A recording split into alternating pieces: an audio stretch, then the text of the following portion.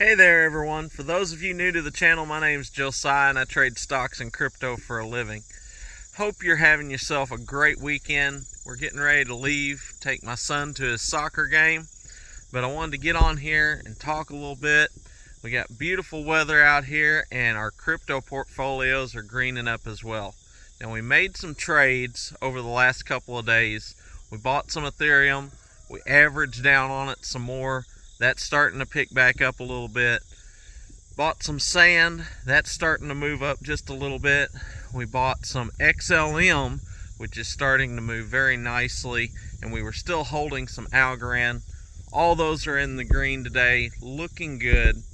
So really happy about that. And I just wanted to talk a little bit about where I kind of see it going. I think that we could see a little bit of a pop over the weekend. However, I do believe crypto's gonna overall kind of hold down until we see what the Fed's going to do next week. That's what affected the stock market this past week. I believe that's part of what's holding crypto back right now.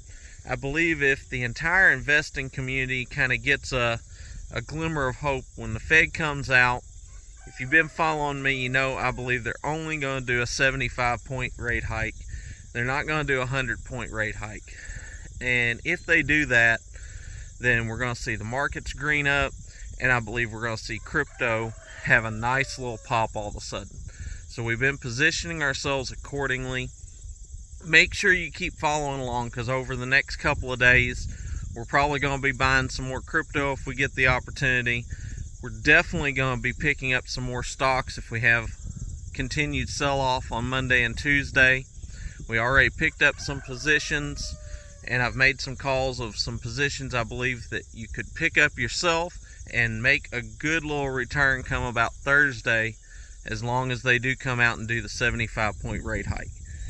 Now, there's no doubt there's a little bit of risk in it, because if they come out and do a 100-point rate hike, then these stocks are going to get beat up.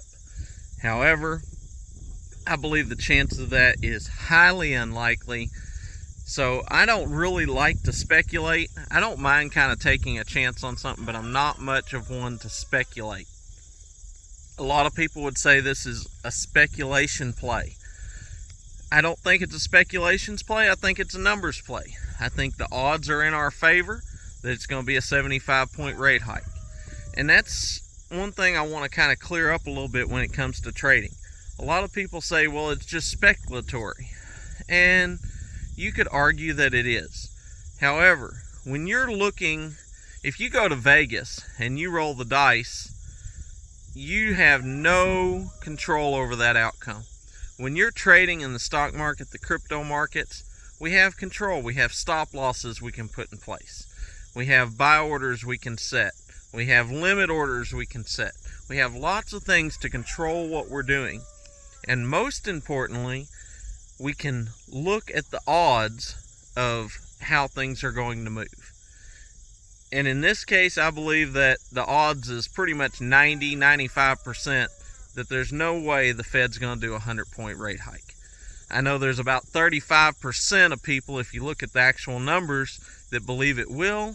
But when you look at the Fed's past history, you look at the macroeconomics and the microeconomics and how they've changed over the last couple of months, everything lines up to still be doing a 75-point rate hike. Now, that's my opinion. You can do your own numbers. You can take it for what it's worth. But I want everyone to understand that I'm not out here just guessing. I do what the odds tell me it's in favor of doing. That's not a 100% win rate, but when we can control our stop losses, we can usually mitigate our losses to near zero, and then we can let our winners run. We can make money, and we don't have that well-diversified portfolio with stocks in it pulling us down, okay? If you've watched my videos of the biggest myths in investing, you know that I do not have a well-diversified portfolio. I will never have a well-diversified portfolio. I have a portfolio built up of what I believe is running right now, and I cut what isn't, and I rotate constantly. And that is the way I'm trying to teach everyone out there to do, because I don't want you to settle for an 8 to 10% gain in the market on a good year. And I don't want you to get beat up on a bad year. I want you making money year after year, increasing your wealth. That way you can achieve financial freedom and achieve the success that I believe everyone deserves to have. Now, if that sounds good to you, keep following along. Be sure you subscribe to the channel, hit the bell notifications so you don't miss any of my videos. And until next time, be blessed. And when you're out there trading, remember, never trade with your emotions, always trade by the numbers.